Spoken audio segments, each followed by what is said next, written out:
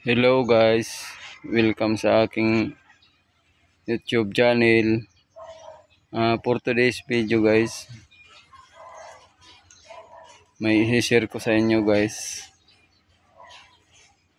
kung ang isang cubic meter na buhangin, ito nga pala guys, buhangin.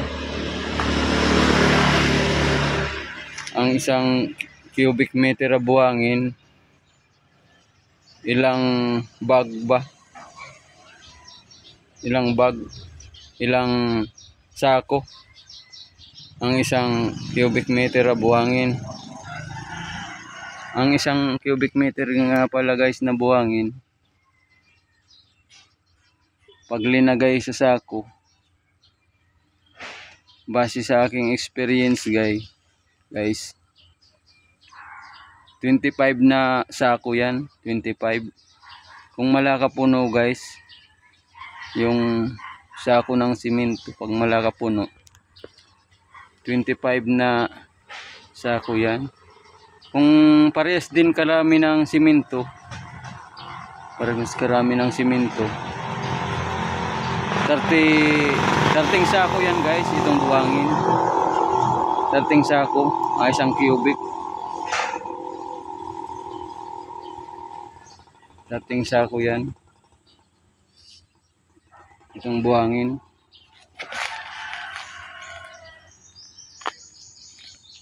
About naman guys sa graba, itong graba guys, parehas din guys. About naman parehas din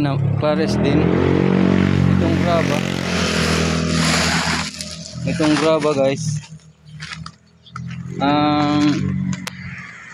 Ang isang cubic meter nito, pumapatak siya guys sa 25 na sako. Mga puno yan guys, mga puno. 25 na sako ang isang cubic meter na buhangin. Pag hindi masyadong mga puno guys, mga 30 sako yan ang isang cubic meter na graba. Ito nga pala guys, itong graba na to, ginamit to guys sa pag-slab.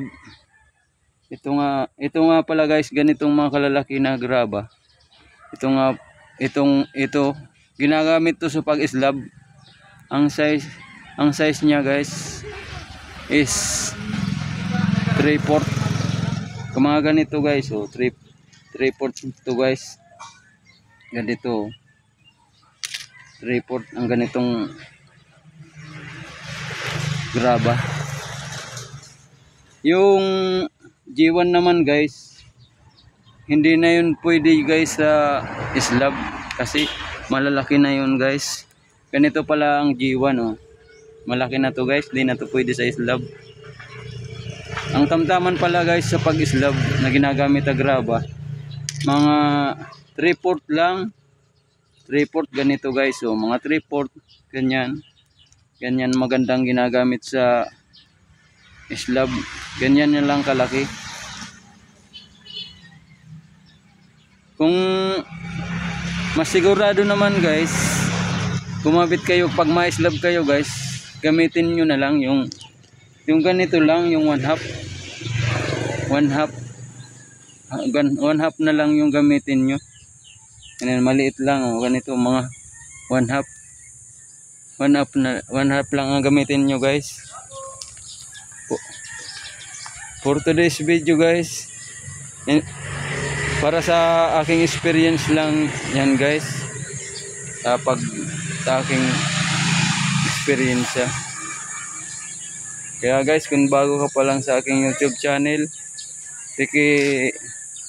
subscribe na lang, saka pindot na lang yung notification bell para lagi kang updated sa aking mga susunod na video.